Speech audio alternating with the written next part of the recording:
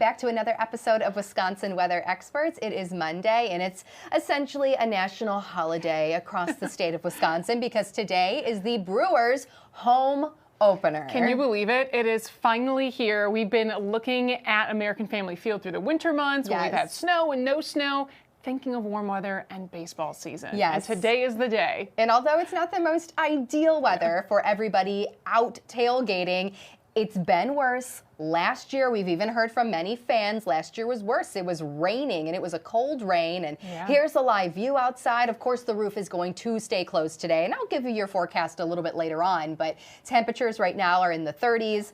Wind chills in the 20s in a lot of spots because it's breezy, but it is dry. And clouds are in the process of clearing. So it should end up being a pretty nice afternoon. And here's a live look, Lisa, right now at Saz's. Brian Cramp was here all morning long. Saz's is such a Milwaukee staple when it comes to watching Brewers games or any other sporting events, or you think Summerfest and that delicious sampler platter. Have you had those? To go. No, there's so many great places in the Milwaukee area that this is one I've missed out on. But take a look. I mean, people are already flooding their patio area, waiting outside, probably getting some good drinks, some good food, and I'm definitely going to add this on my list to go to. But it's that time of year, whether people are tailgating outside or they're at Saz's, they're at other locations in Milwaukee, getting ready for game day today. Wind, rain, snow, no matter what it is, we do have a very dedicated fan base here in Milwaukee. And it's great to see people out and even a little bit of sunshine out, too. Exactly. And we can be so thankful because rain or shine, that game will go on and the fans will be comfortable because we have that roof. So it's just the tailgating we have to get through. But speaking of the game, Donovan and Carl have been braving this cold. Whoa, he's Donovan! Repping the jacket. That's amazing. Love it. Hey guys, how are you feeling out there? Look good, feel good, I guess, for my man. Yeah, man, you already know what time it is. Listen, you can appreciate this, you two. I traded the parka in for this this jacket here, this Brewers jacket. That means he literally got fleeced because it's cold outside, and he gave away the parka.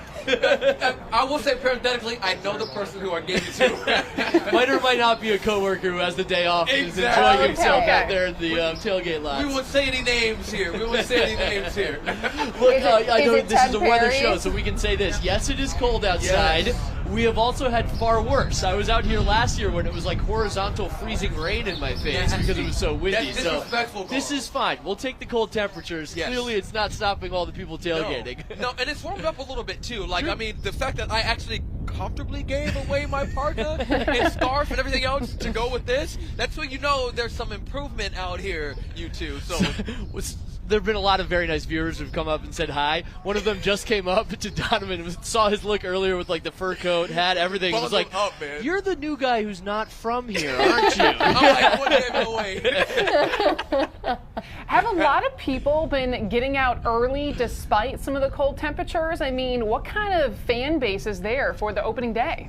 Oh my gosh, yeah. Have they? I mean, we've been saying it throughout Wake Up and FOX6 News 11. Rain, shine, sleet, snow, hail, whatever. People will be here for the home opener. Absolutely. It happened today. It happens every year. They had to open the tailgate lots early. They opened them about 40 minutes early from even the 3 hours they were supposed to give people a tailgate because they were already built up the lines almost to blocking I-94 out here. So they let people in, alleviate some of the stress. And then you guys heard from Wake Up this morning from this couple. A couple. Carl, yes, absolutely. Sorry, I was pulling this out of my eyes. The hat is kind of falling down.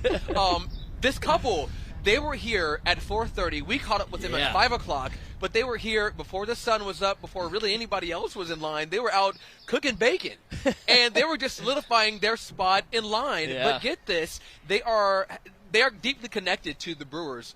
They met here at AmFam. They've been married 10 years since they met, and so they come back every year not only to kind of reminisce on their love story, but they also come here to celebrate the Brewers. We can tell you guys this as well. We just caught up with Ben Handelman behind the camera right now, working hard, coming up anchoring our coverage later tonight after the game.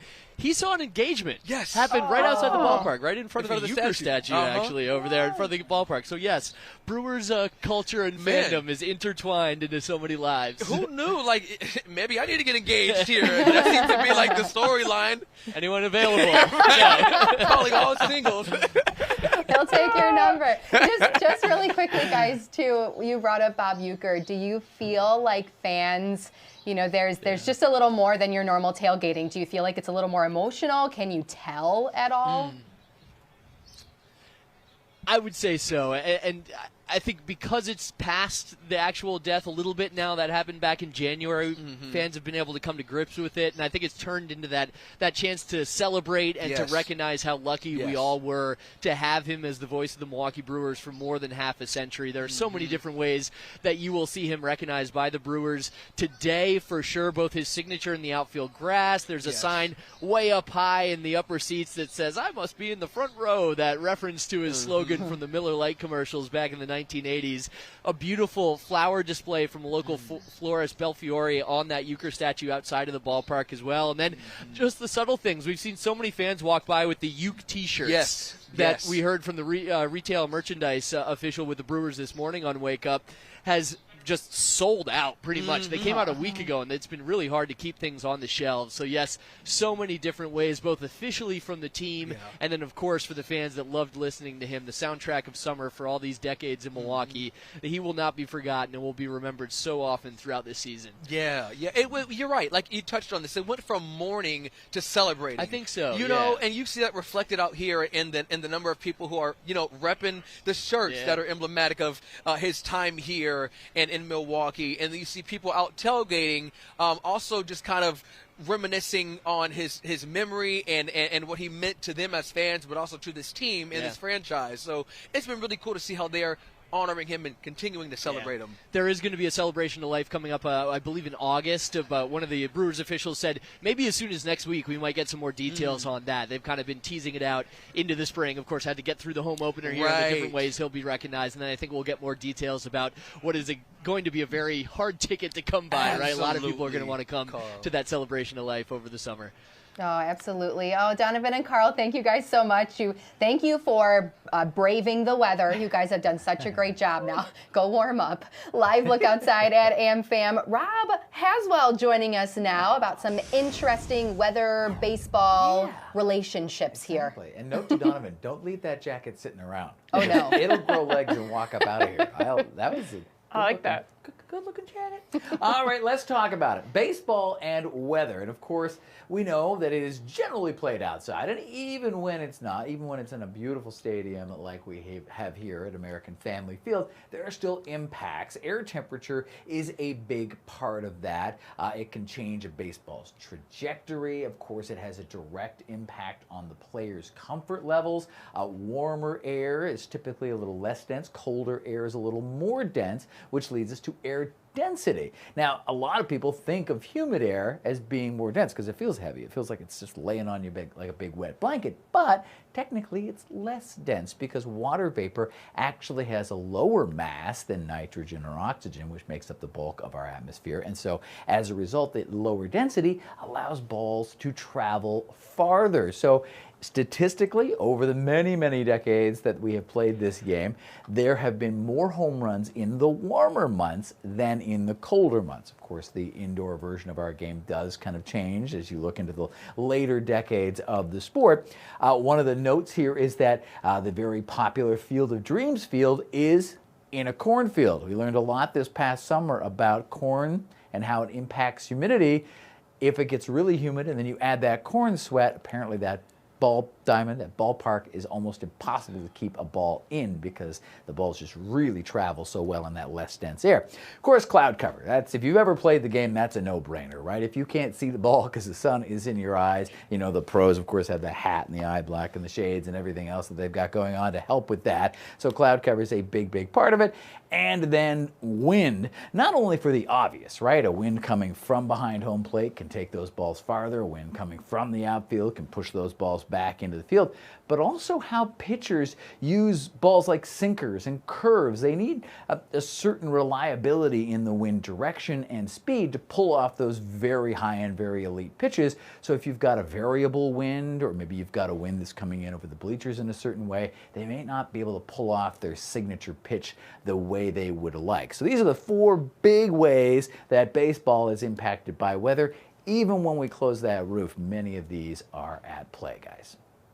Thanks so much, great. Rob. That's so fascinating. And who would have thought? I mean, typically you think of the sunshine is one of the biggest factors, right. and the wind. But Rob's absolutely right. Talking about the density, some of those factors that can alter the air and really how the ball moves in the air. Right. So fascinating to have that relationship, especially as we're taking another live look at American Family Field for opening day. Exactly, and that today is all about baseball. Let's take a look at your Brewers home opener forecast, too. Obviously, most people are in the ballpark now, or will be in the ballpark now here shortly. Temperatures will continue to climb actually in the next couple of hours as we see more sunshine. So let's now dive in to your regional forecast. We're thankful that we're pretty quiet here across the state of Wisconsin. That was not the story over the weekend. I know we didn't highlight too much of northern Wisconsin's forecast over the weekend because we were so focused on, at least here locally in Milwaukee and the surrounding area, the chance for severe weather. But there is a significant ice storm up north, just north of our viewing area too. So they will be clearing out from some of that. Thankfully, again, everybody in the state of Wisconsin and across the upper plains and central U.S. as a whole enjoying quiet weather. A little bit more active out east. Couple of systems coming together out west, which we will be watching for the next couple of days. But that system that did bring ice and thunderstorm activity to Wisconsin the last couple of days now impacting New England states. In fact, look at this. There is still ongoing wintry mix across portions of Canada as we speak. And then down towards the south, earlier there were still a handful of severe thunderstorm warnings. So this line, as it continues to move eastward today, impacting the southeast, could still provide some severe weather. In fact, there is a severe threat today. Not only that marginal and slight, but also that level 3 enhanced risk for some severe weather. Now, parts of the Carolinas especially do need some rain, but we also know when it comes to wildfire danger, a lot of times lightning could still spark wildfires. So hopefully just the rain and not the severe weather in those areas specifically. But now I just quickly want to talk about the next couple of days because we will have another system developing tomorrow out west, and that's going to bring a severe threat to areas near us, again, starting Tuesday. But what we are focusing in on is our own severe threat here across the state of Wisconsin for Wednesday. We're going to see a period of time, likely rain snow mix Tuesday night, changing over to more of a thunderstorm chance off and on throughout the day Wednesday. Now, this is a broad area under a slight and enhanced risk for severe weather. This is a lot like Sunday, where we'll have to watch the storm track, because if the low pressure and warm front end up staying south of Wisconsin, that means the warmth and the main severe threat will also stay south. But right now, we look to warm into the 60s. It's going to be very windy, and we do have the chance, at least at this point, for some severe weather. Especially look at some of these southernmost states under that level 3 enhanced risk, or that orange area. The rest of us under a level 2 slight risk. Let's go through the next couple of days. Now, today is going to be just fine. Couple of clouds here or there, but a really calm day. Also sunny to start Tuesday, but then notice how this system really comes together out west. We will have a period of time Tuesday night where this could be a wintry mix or some slushy snowfall, but then it quickly transitions over to rain and thunderstorm activity Wednesday morning on into potentially the afternoon and evening. So you can kind of see, especially later in the day, a couple of cells developing across southern Wisconsin. Really, any thunderstorm activity we see in our area at this point will hold the possibility or the potential to bring in a few severe thunderstorms. Let's talk about forecast high temperatures. You can see across the state a cooler day. We're looking at primarily some 40s, potentially some 50s, but temps are going to be going up in the next couple of days, at least in the Milwaukee area. Wednesday is going to be that big jump, and then we level things out the rest of the week into the weekend in the 40s and 50s. Are definitely heating things up as we're heading into the middle of the week. And of course, that can contribute to some of the needed ingredients for strong to severe thunderstorms. So Steph, thanks for giving us the rundown on all that. Well, we have had some very active weather here locally with severe weather, ice storms to the north. Other areas of the world have also been shaken up by earthquakes. This is unfortunately one of the situations that we've been tracking over the weekend of numerous earthquakes last week and into this week. In fact, Friday's violent 7.7 magnitude earthquake, it shook Myanmar in Southeast Asia. This was one of the strongest earthquakes to hit the region in decades.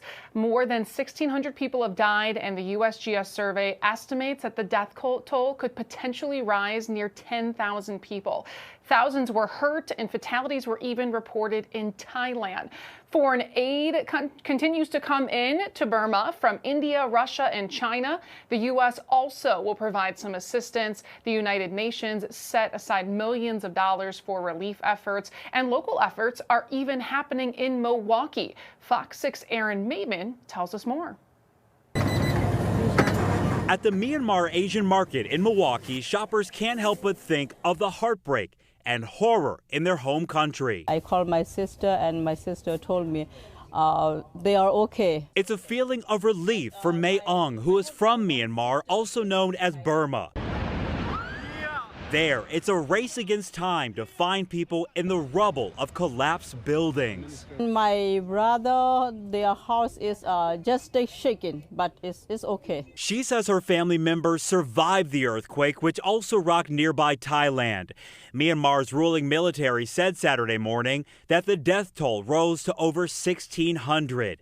Thousands more are injured. Dozens are missing. Really sad. My family was crying, my dad was crying. I cannot see them crying. I was like, it's okay, whatever happened has happened. And this Asian market is far from the only spot reeling from that deadly, devastating earthquake. The Bayview restaurant Nee Bernice writing on social media, tragedies like this remind us how important it is to stay informed, support one another, and help in any way we can. The restaurant telling Fox 6 it will be donating 50% of all appetizer sales for the month of April to aid those impacted. Lots of my uncles and aunts and cousins are still in Myanmar. We showed the earthquake aftermath to Biva Yokler, who was born in Myanmar. People from Myanmar are the kindest, nicest, and the people with most warm hearts. Like everyone we talked with here, she is leaving the market focused on family. I will talk to my mom right away, and I would want to reach out to my relatives right away. Oh, we were just discussing how terrifying that is. And Lisa, we have seen, we've talked last week about a few other earthquakes, and there was also another one after this. Yeah, this other one that happened was this past Sunday, and we're going to take a look at exactly where this was because it was in a place called Tonga. A 7.1 magnitude earthquake was recorded, and again, a far distance from the United States, but notice to the east of Australia, it's one of the small islands there. This occurred again Sunday, March 30th, at a depth of 6 miles. It was recorded 56 miles southeast of Tonga. It was a 7.1 magnitude, and it occurred at 1:18 a.m. local time for them, which for us was at 7:18 a.m. CDT. So we are on air when this happened. A tsunami threat was issued for short term, but no real reports that we've been able to see of tsunamis impacting areas or at least a lot of damage. But that just goes to show, you know, how active it really has been earthquake-wise. So while we focus really on the severe weather for this year, other areas have been focusing on the catastrophic damage from these earthquakes. And it's hard to, imagine what do you do because you can't really go to shelter anywhere. Right, exactly. Everything shakes. So. Unfortunately, inside or outside, there really is not a good spot. Okay, we covered a lot in the last 20 minutes, and we have more, believe it or not. Stay with us. Well, welcome back to Wisconsin Weather Experts. We've been talking a lot about the Brewers opening day, the impacts weather has on baseballs, as well as numerous earthquakes that have been impacted around the globe. But here locally this weekend, well, we had the threat of storms and severe weather. Areas north of us, they had something completely different. Oh, yes. They dealt with ice. And ice storms were a big problem. We were talking about before the break the photos that were coming in. Our chief meteorologist, Tom Walks, has more to recap that event. Well, I want to take you back to Sunday. Take a look in northern Wisconsin where you see the rain changing to that purple color and then eventually over to all snow. A major ice storm happened in northern Wisconsin on Sunday before this changed over to snow. So let me explain kind of how this all happened and the science behind this and just how significant this was. So you'll notice in southern Wisconsin, we had multiple rounds of showers and non-severe thunderstorms. It was cold across southern Wisconsin with a warm front setting up right along the Wisconsin-Illinois state line. It was in the 70s in Chicago, and they had more heat and moisture for stronger thunderstorms down to the south. So we were colder in Wisconsin, and of course, much colder the farther north you go. However, what's interesting is as you watch that rain or the green move north, and right there it changes to that mixture, that was a lot of freezing rain in the north woods of Wisconsin, and that led to significant icing. In fact, on the order of 1/4 to 1/2 inch of ice accretion happening in northern Wisconsin out of this. So how does this happen? Let's talk more about this here. Again, 1/4 to 1/2 inch of ice. That's significant. That is a lot of icing, and that can cause power outages, which we saw tens of thousands without power in the northern part of the state as a result of this icing, not to mention the fact that a highway up by Mercer was closed on Sunday evening in both directions because of a car accident, and there were obviously a lot of icy roads in the northern part of the state. But the science behind this here is interesting because typically as you go up, if you were to get into a hot air balloon and go up, it gets colder, right? The higher up you go. But what was interesting about the weather setup on Sunday was there was a warm layer of air or a warm nose of air between about 5,000 and 10,000 feet.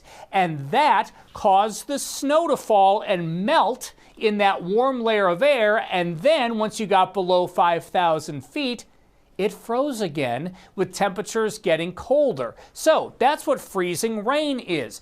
All the precipitation starts out as snow higher up, but when you get this warm layer of air, it causes that snow to melt into liquid water. Then it falls all as rain, all as liquid to the ground. But the problem is the ground or the power lines or the trees are below freezing, so that water changes back over to ice and causes all of that icing. Again, that's called freezing rain, and it's dependent on how cold or thick that cold layer is closer to the surface. If that colder layer is a bit thicker, it can turn into sleet. And the difference between freezing rain and sleet is that sleet are those ice pellets that fall. So it's actually frozen ice falling instead of liquid water that freezes on the surface, which is what freezing rain is. We call this an inversion in meteorology, and this is where it's cold at the surface, but then you briefly get warmer as you go up. So if you were to get into a hot air balloon in this case,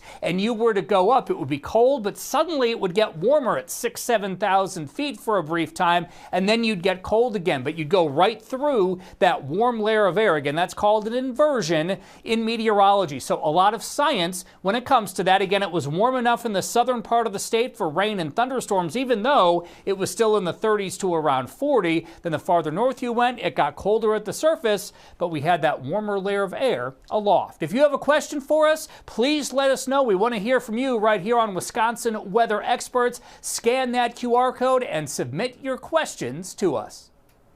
And there you go. There's that QR code. Goodness, Tom talked about ice, snow, inversions, not something we oftentimes get the time during a newscast to really dive into. So if you have a question, again, just scan that QR code or send us your questions. We would love to spend some time answering those. Yeah, we really get the time more in depth to do it on this show as opposed to on air. So send them in if you got them. All right, live look outside right now. There's that QR code again. We will be right back with some cool pictures from over the weekend. Welcome back, everybody, to Wisconsin Weather Experts. Really cool picture on the screen right now. If you remember on Friday, we talked about the partial solar eclipse across New England states, and we mentioned how could potentially see, pending cloud cover, of course, something called horns of fire. Yeah, and this was the partial solar eclipse taken by Fabrizio Melandri on March 29th.